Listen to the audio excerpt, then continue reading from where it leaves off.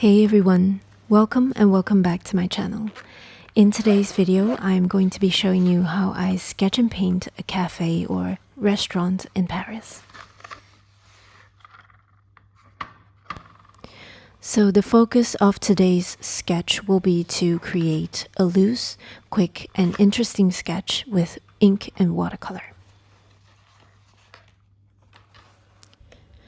As usual, the materials that I use are down in the video description below, and I also have a few videos on what materials I use in my sketches. So this is the reference photo, which I will also link in the description. It's a beautiful shot, the colors are really nice, but the lighting is so that we don't see as much shadows, so I'm going to be referencing a different picture for the shadows. Right, so on the left side is the main reference photo, but I prefer the brighter colors and the nice long shadows in the picture on the right side. So that is my additional reference for colors and lighting. So at the moment, I'm starting by mixing a few simple color mixes that I will be needing. So I'm going to start with a layer of watercolor first. And the first color that I have already mixed is a mixture of burnt sienna and burnt umber, so you see that brownish color at the top. And now I'm mixing the second color, which is cadmium red pale hue plus alizarin crimson hue. So we have this red color, which is especially important for this particular piece.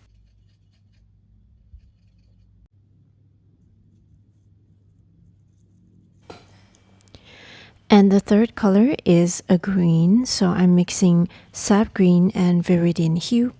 And you may have noticed that I'm using different brushes for each of the colors, of course. So I'm using simple mixes, mostly two colors for this sketch. And the last color is cerulean blue. It's pure, no other colors added. And I'm just basically loading my brush with that color so that we can make the first layer fast, because sometimes just loading your brush takes quite some time, especially when you're using dried pans like these. So yeah, that's why I preload my brush, but then later on I do add more paint to my brush, or I add water to my brush as well. Now I'm wetting the page with clean water and using a large brush, and I'm making sure that it's really wet and glossy.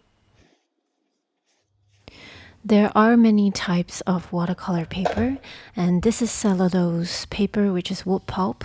It does dry faster compared to cotton paper, so I do want to work a little bit faster. But to me, it's okay if the paper starts to dry even before I finished that first layer.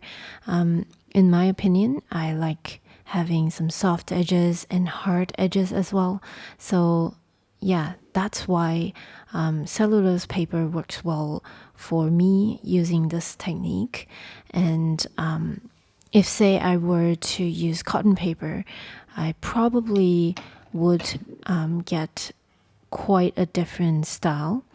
So yeah, that is the type of paper you use is also a big influence to your final outcome. So now I've laid down the brown paint first, and I've painted the roof and other areas which are also brown in color. Now I'm painting the red areas, and we have a line across for the lower border of the awning. Then we have 5 stripes across going upwards, something like so. I'm also making them progressively wider and slightly exaggerating that size difference between the left and the right stripes. And next, I'm also painting the red umbrella and the red no entry sign, some dots for the flowers on the top, and a few lines across for the small awnings on the second floor. So at this stage, I'm just focused on getting the rough shapes and colors in. I'm not worried about getting this perfect. This is just the first layer, and we will refine things later. So I'm now painting the green areas next. I felt that the color was too light, so I am loading more paint onto my brush, and I'm going over that first stroke, those first strokes. So I'm also painting outside of the box sometimes. So it's kind of like thinking outside of the box. It doesn't have to be perfect at all. So now I'm dotting in some green to suggest leaves on the windowsills as well, even though that's not in the main reference photo.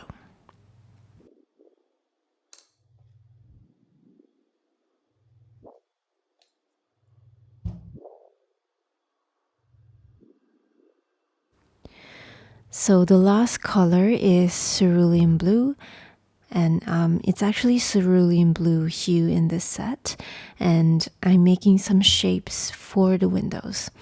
And at this point, the page is mostly dry, so we are getting some pretty hard edges, hard shapes, but I don't mind how it looks really. I might actually do drier first layers in the future, like it might not be necessary to do a wet on wet for the first layer. Yeah, we'll see how this goes in the future.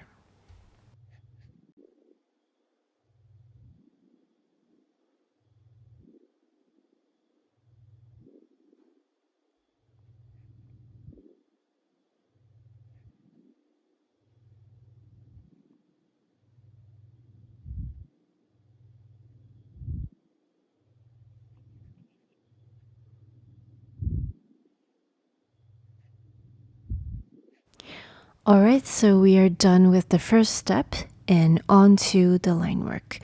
I'm aiming to do this sketch quickly and loosely, mainly because I don't have much time.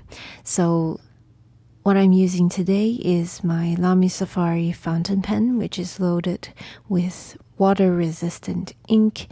Of course, I waited until the paint and paper have mostly dried.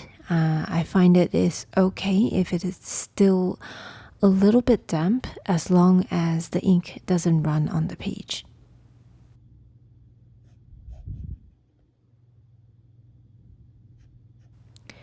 So I'm starting with the roof, and that first layer of color is just a rough guide. I still reference the photo, and I don't worry about the color sort of going outside the lines. That's actually something that I want, which it is something that makes the piece look more loose. And besides that, I sketch with these fragmented lines a lot. Sometimes I press harder or lighter, and that creates lots of variation. And if you look closely, I actually sketch a little and then move my hand away. And I do that constantly so that I can assess if what I have already put down works.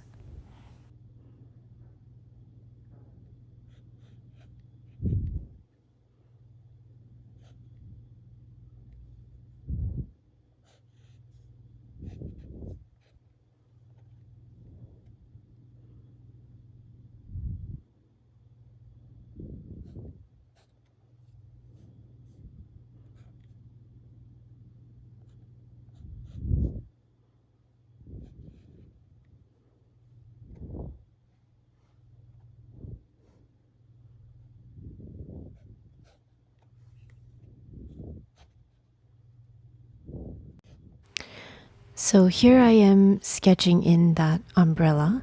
So the reference is just a guide. I am maintaining the basic structure and elements of this building and this scene whilst I'm doing little tweaks on the position of those elements, and also excluding things such as later on I will exclude some of those chairs and tables. I only want to suggest some things. I don't want too much detail because otherwise it won't be a loose sketch anymore.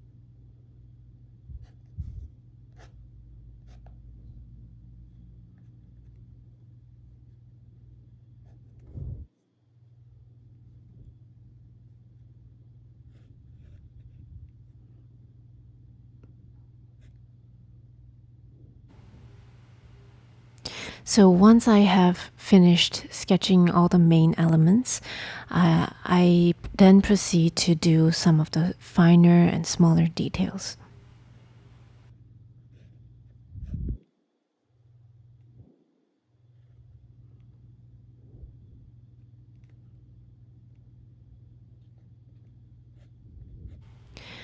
So I tend to get lost in the lines and observing the subject when I sketch.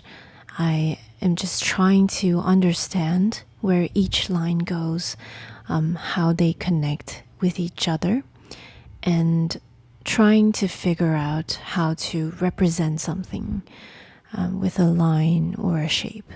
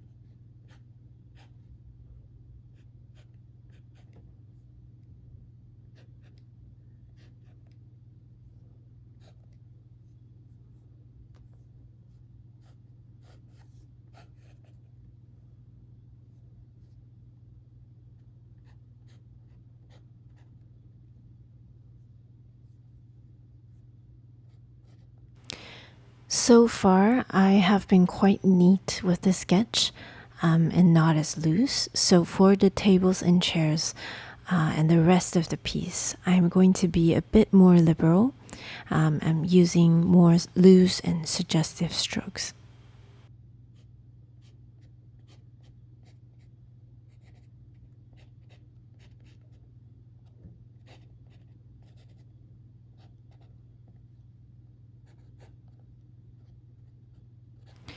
This is where I started to really enjoy scratching away with my pen and going faster, not thinking too much, and really just adding little dots and lines here and there, even adding some texture.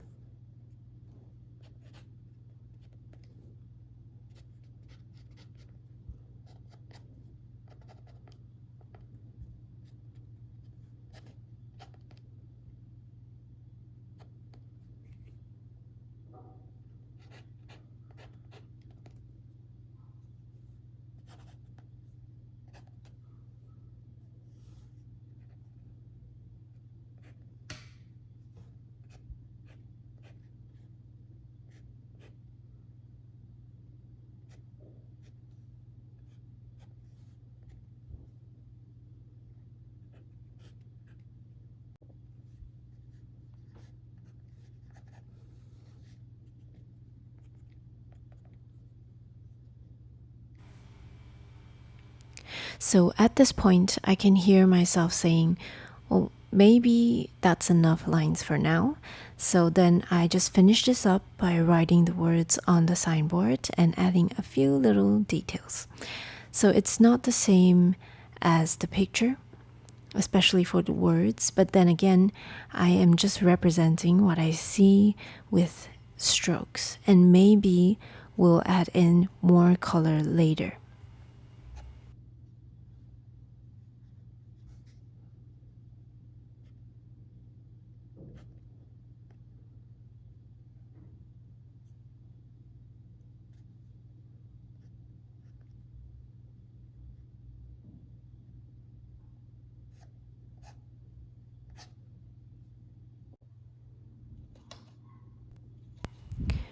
Alright, so now that I'm pretty happy with the line work, I'm now proceeding to add a second layer of watercolor, starting with some red.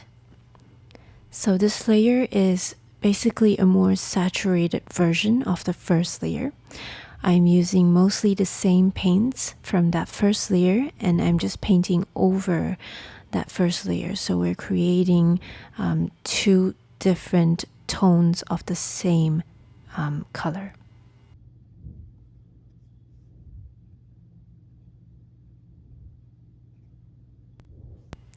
As you can see, I let parts of the first layer show through, and I don't cover all of it with a second layer.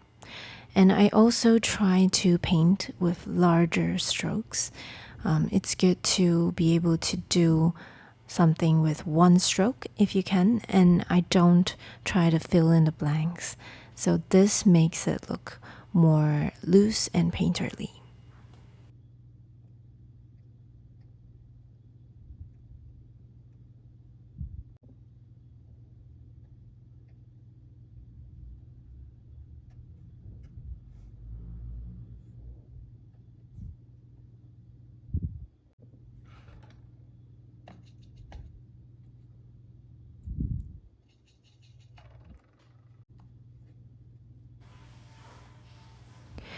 So now I'm working on the second layer for the brown, and I'm taking this opportunity to also add some texture, which suggests tiles on the roof. So you don't need to paint each and every single tile, you just need to create some texture.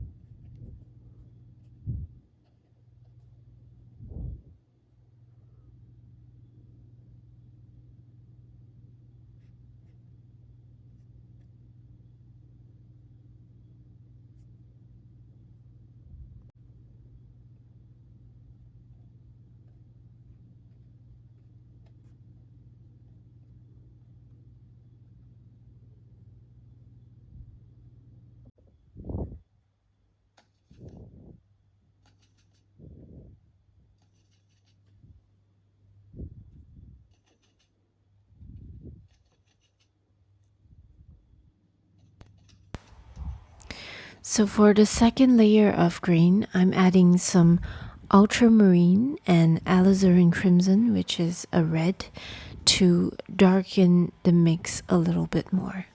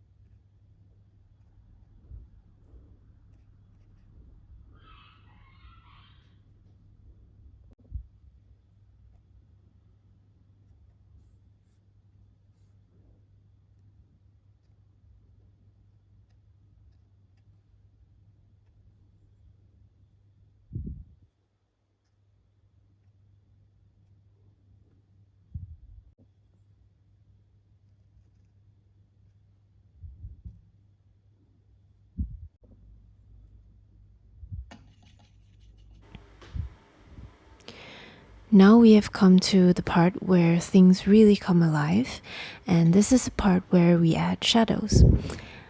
So the mix that I'll be using is cerulean blue, ultramarine, and burnt sienna. So we have this gray color that I'm going to be using for all of the shadows.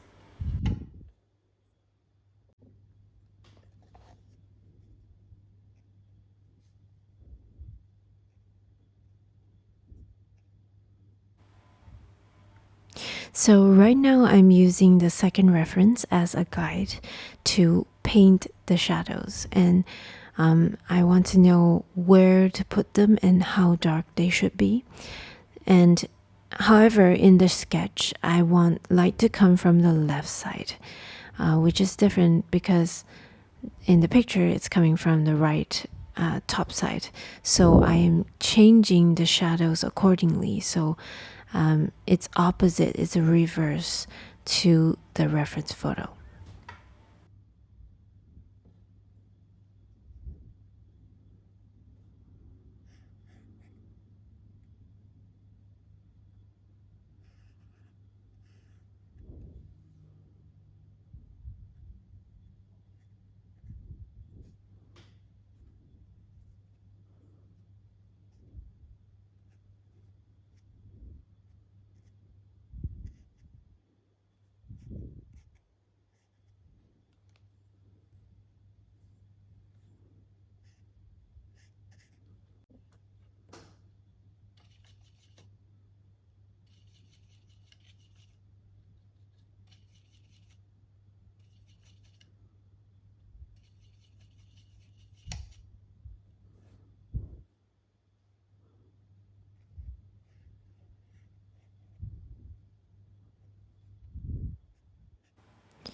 One of the darkest areas is below the awning and also in the windows.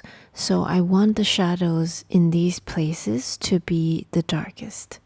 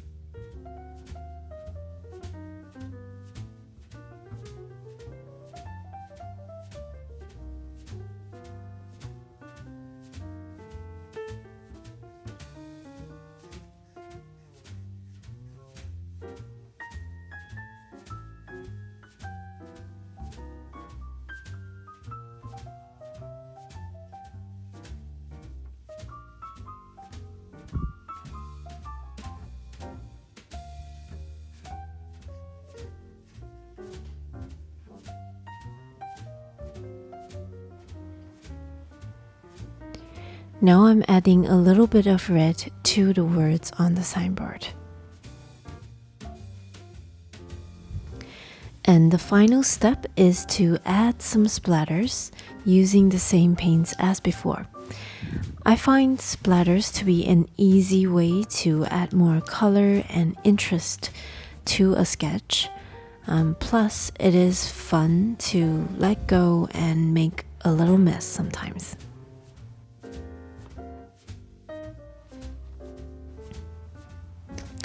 And we are done. I hope you found this video helpful to you, and if you did, do remember to like, comment, and subscribe.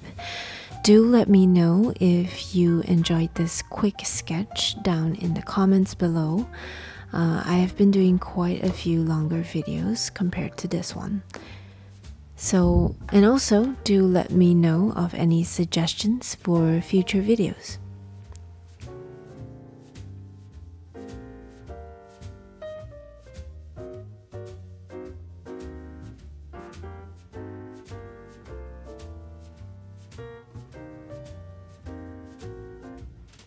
Thank you so much for watching. I'll see you in the next one.